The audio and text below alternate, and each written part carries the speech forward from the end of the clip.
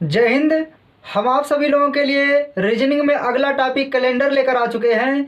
यदि आप सभी लोगों का सपोर्ट इसी तरह से बना रहा तो हम जल्द ही सभी टॉपिकों को आराम से धीरे धीरे कवर कर ले जाएंगे।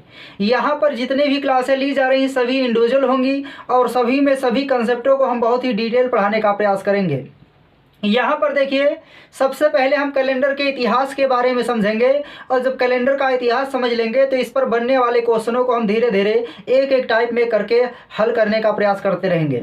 सबसे पहले देखिए, समझना है कि जो कैलेंडर है यह बना कहाँ से है। तो देखिए, जो कैलेंडर है यह रोमन शब्द, रोमन या कह सकते हैं यूनानी शब्द। देखिए, रोमन शब्द किससे बना है? कैलेंडस से बना है। यह किससे बना है? कैलेंडस से बना है। तो उम्मीद है अब आप समझ गए होंगे कि जो कैलेंडर शब्द है वह रोमन शब्द किससे बना है? कैलेंडस से बना है। अब यहाँ पर देखिए, कैलेंडर की बात आती है तो कैलेंडर सबसे पहले किसने बनाया था? तो देखिए, सर्वप्रथम कैलेंडर अगर कह दिया जाए सर्वप्रथम कैलेंडर किसने बनाया था, तो सर्वप्रथम देखिए कैलेंडर जो है जूलियस सीजर ने बनाया था। सर्वप्रथम देखिए कैलेंडर किसने बनाया था? जूलियस सीजर ने बनाया था। जूलियस सीजर ने बनाया था। जूलियस सीजर ने बनाया था। देखिए, अगर क्वेश्चन पूछ ले कि सर्वप्रथम जो कैलेंडर था उसे किसने बनाया था, तो जूलियस सीजर ने बनाया था। और जूलियस सीजर द्वारा जो बनाया गया कैलेंडर था यह प्रथम विश्वव्यापी कैलेंडर था। तो इसको देखिए, इनके द्वारा जो बनाया गया कैलेंडर था, इनके द्वारा जो बनाया गया कैलेंडर था इसे कहा जाता है प्रथम विश्वव्यापी कैलेंडर। इसे क्या कहते हैं? प्रथम विश्वव्यापी कैलेंडर कहा जाता है। अगर क्वेश्चन पेपर में आ जाए कि प्रथम विश्वव्यापी कैलेंडर का निर्माण किसने किया, तो यहाँ पर ऑप्शन में जो है जूलियस सीजर आपको ट्रिक करना होगा। तो बहुत आराम से देखिए, आपको समझना है। अगर क्वेश्चन पूछ लिया जाए कि सबसे पहले कैलेंडर किसने बनाया, तो जूलियस सीजर ने बनाया था। अब देखिए, यहाँ पर समझना क्या है कि जो जूलियस सीजर द्वारा बनाया गया कैलेंडर था उसको प्रथम विश्वव्यापी कैलेंडर भी कहते हैं। अब जो कैलेंडर जूलियस सीजर ने बनाया था इसके पहले देखिए जो रोमन कैलेंडर हुआ करते थे, यानी जो पहले रोमन कैलेंडर हुआ करते थे, पहले रोमन कैलेंडर देखिए, जो पहले रोमन कैलेंडर हुआ करते थे उसमें दिन कितने होते थे, तो यहाँ पर बहुत आराम से आपको सुनना है और समझ करके नोट कर लेना है। यह देखिए, यूपीएससी लेवल तक के प्रश्नों को भी बहुत आराम से कवर कर दिया जाएगा। बस आप सभी लोग क्लास में बने रहिए और हमारा सपोर्ट लगातार करते रहिए। देखिए, क्वेश्चन पूछ ले कि कैलेंडर शब्द किससे बना है, तो कैलेंडर शब्द जो है रोमन शब्द कैलेंडर से बना है, या इसी को कह सकते हैं यूनानी शब्द कैलेंडर से बना है। अगर क्वेश्चन पूछ ले कि सर्वप्रथम कैलेंडर किसने बनाया था, तो जूलियस सीजर ने बनाया था। अगर कोई क्वेश्चन पूछे कि प्रथम विश्वव्यापी कैलेंडर कौन सा वाला था, तो जिसने जो कैलेंडर को जूलियस सीजर ने बनाया था वही प्रथम विश्वव्यापी कैलेंडर माना जाता है। अब देखिए, जो पहले रोमन कैलेंडर हुआ करते थे उसमें 304 दिन होते थे।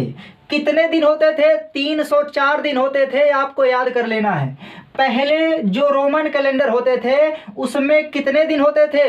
एक वर्ष में कितने दिन होते थे? 304 दिन होते थे। और देखिए, एक वर्ष में माह कितने होते थे? तो एक वर्ष में देखिए 10 माह होते थे। फिर से समझना है, जो पहले के रोमन कैलेंडर थे उसमें 304 दिन थे और उसमें माह कितने हुए करते थे? 10 माह हुआ करते थे। लेकिन देखिए, जूलियस सीजर ने क्या किया? जूलियस सीजर ने इसमें संशोधन किया। संशोधन देखिए क्या किया? जूलियस सीजर ने इसमें 66 दिन जोड़ दिया। किसमें? जूलियस सीजर ने 304 में कितना दिन जोड़ दिया? 66 दिन जोड़ दिया। और जब इन्होंने 66 दिन जोड़ दिया तो बताइए किसने जोड़ा था? एक एक पॉइंटों को आपको याद करके रखना है। देखिए, 304 दिन जब पहले रोमन कैलेंडर में हुआ करते थे तो जूलियस सीजर ने इसमें 66 दिन जोड़ करके यहाँ पर एक वर्ष में दिनों की संख्या 6 4 10 हो जाएगा और यहाँ पर 6 1 7 हो जाएगा, 3 आ जाएगा। मतलब कितना कर दिया? 370 दिन कर दिया। यानी अगर पूछ ले कि जूलियस सीजर ने जो कैलेंडर में सुधार किया उसमें कितने दिन थे, 370 दिन थे। यानी हम कह सकते हैं कि जो जूलियस सीजर ने कैलेंडर बनाया उसमें कितने दिन थे, तो 370 दिन थे।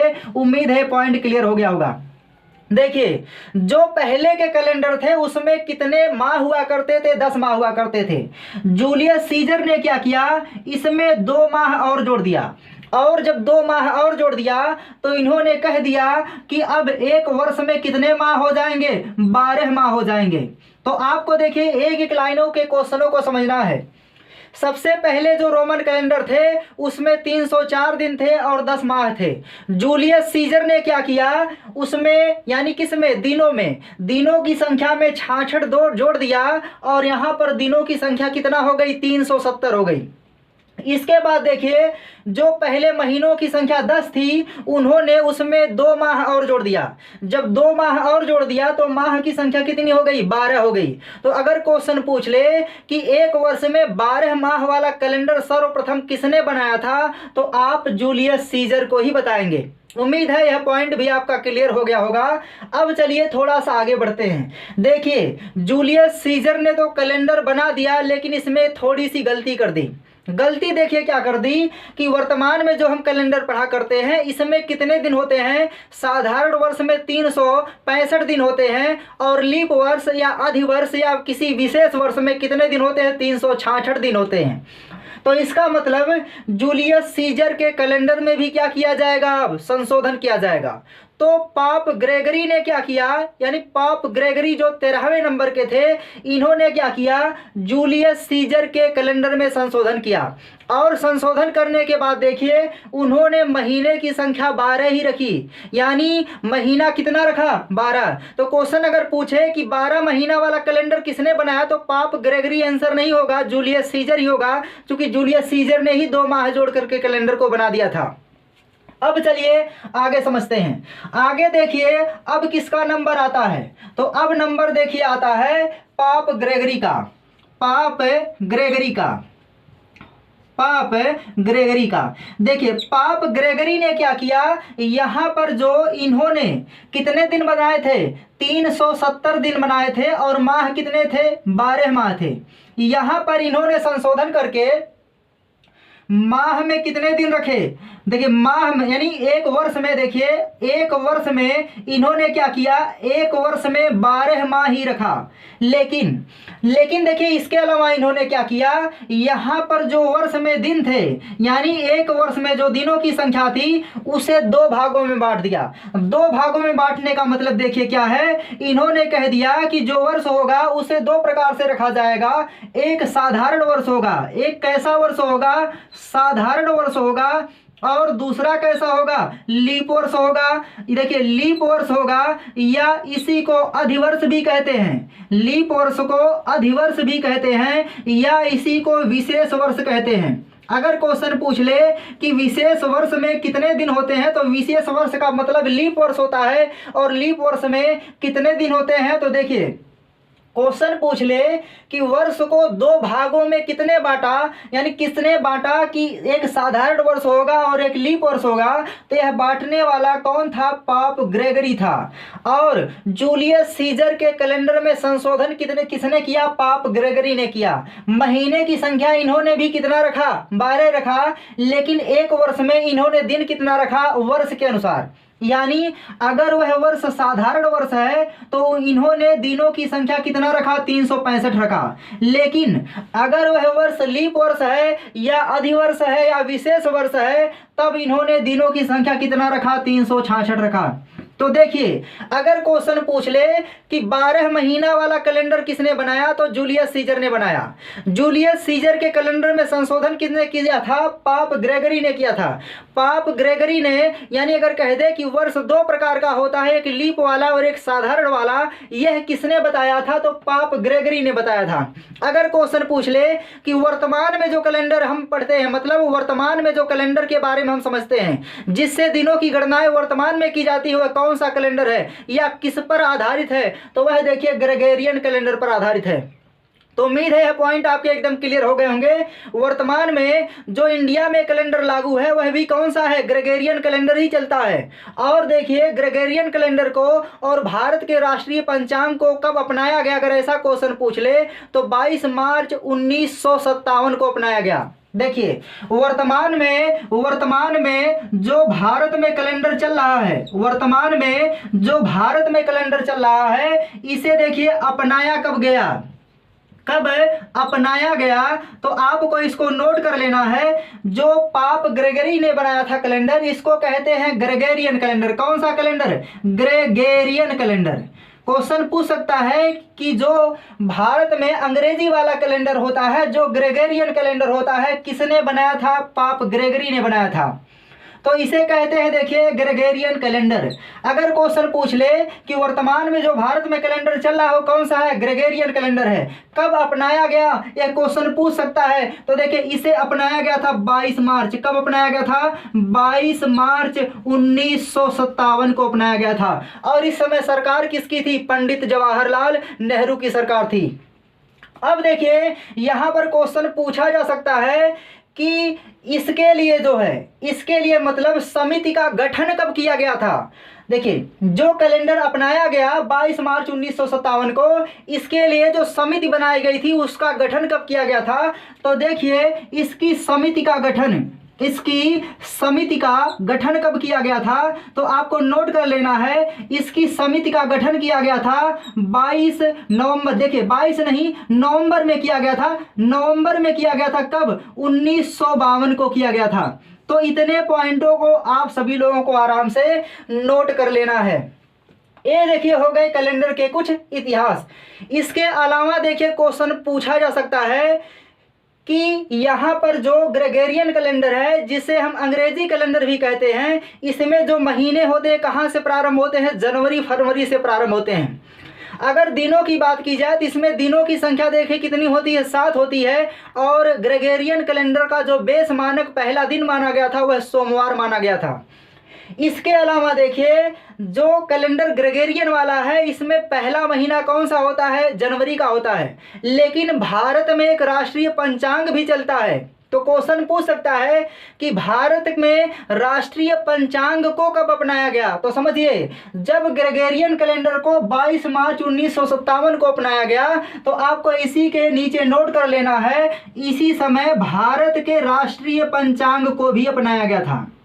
राष्ट्रीय पंचांग को भी कब अपनाया गया था, 22 मार्च 1957 को ही अपनाया गया था। ये पॉइंटों को आप सभी लोगों को नोट कर लेना है।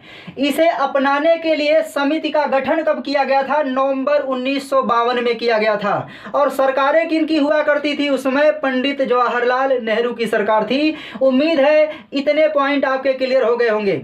अब देखिए जो अंग्रेजी कैलेंडर है, जिसमें महीना जनवरी से प्रारंभ होता है, और राष्ट्रीय पंचांग में देखिए जो महीना होता है वह कहाँ से प्रारंभ होता है, चैत से प्रारंभ होता है। कहाँ से प्रारंभ होता है, चैत से प्रारंभ होता है। तो अगर क्वेश्चन पूछ ले कि एक चैत्र, जैसे जनवरी में 1 जनवरी होती है, वैसे एक चैत्र जो है कब लगता है, तो इसके लिए देखिए आपको पॉइंटों को नोट कर लेना है। उम्मीद है इसको आप सभी लोग नोट कर लिए होंगे। चलिए अब आगे के पॉइंटों को नोट करते हैं। देखिए अगर क्वेश्चन कह दिया जाए कि जो भारत का हिंदी वाला कैलेंडर है, मतलब जो राष्ट्रीय पंचांग वाला कैलेंडर है, उसमें पहला वाला महीना कौन सा चलता है, तो चैत्र चलता है। पहला महीना कौन चलता है, चैत्र चलता है। अब अगर क्वेश्चन पूछ ले कि जो एक चैत्र होता है वह अंग्रेजी वाले महीने के किस तारीख से प्रारंभ होता है, तो देखिए यह प्रारंभ होता है मार्च में। कब प्रारंभ होता है, मार्च में प्रारंभ होता है। लेकिन समझना है यहाँ पर देखिए एक चैत जो है कब प्रारंभ होता है, मतलब हिंदी में जो एक चैत होता है वह अंग्रेजी वाले किस महीने से प्रारंभ होता है, तो मार्च में प्रारंभ होता है। लेकिन अगर कहते कौन से मार्च से प्रारंभ होता है, तो देखिए यहाँ पर 2 कंडीशन बनती है कि अगर वर्ष लीप है और साधारण है, तो यहाँ पर देखिए हम लिख देते हैं मार्च। अब यहाँ पर देखिए, यहाँ पर जो है एक चैत लगता है 22 मार्च को। अगर 22 मार्च को लगता है तो ऐसी स्थिति में जो 22 मार्च वाला वर्ष होगा यह कैसा वर्ष होगा? साधारण वर्ष होगा। एक कैसा वर्ष होगा? साधारण वर्ष होगा। तो अगर कोई क्वेश्चन पूछ ले कि बताइए जो हिंदी में लगने वाला नया महीना या नया साल होता है, नया साल जो एक चैत लगता है, वह अंग्रेजी के किस महीने के किस तारीख को लगता है अगर वह वर्ष साधारण है? तो साधारण वर्ष में 22 मार्च को हिंदी का पहला वाला महीना एक चैत प्रारंभ होता है। इसी का देखिए, इसी में 22 के बजाय 21 मार्च हो जाता है। 21 मार्च क्या होता है? जब फरवरी 29 की हो जाती है तो 29 का मतलब एक दिन और क्या होता है? बढ़ जाता है, इसलिए यहाँ पर यह एक दिन और पहले पड़ जाता है। तो यहाँ पर 21 मार्च में कब पड़ता है? लीप वर्ष में।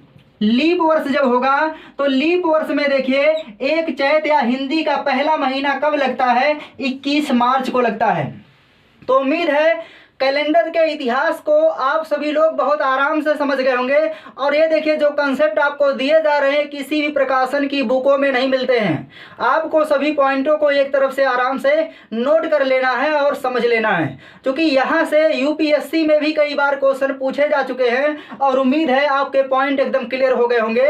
अब चलिए समझते हैं कि जो वर्तमान में ग्रेगोरियन कैलेंडर चल रहा है इसमें कितने दिन होते हैं और कितने महीने होते हैं। चलिए अब देखिए समझते हैं कि जो ग्रेगोरियन कैलेंडर होता है उसमें दिनों की संख्या कितनी होती है।